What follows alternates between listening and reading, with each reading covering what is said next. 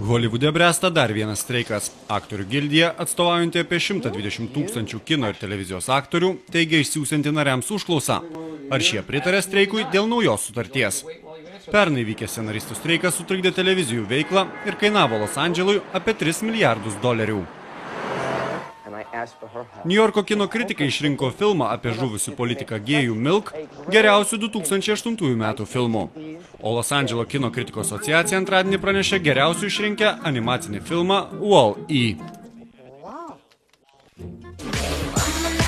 Baigėsi Britney Spears nesėkmės. Naujas popžvaigždės albumas atsidūrė 7 vietoje.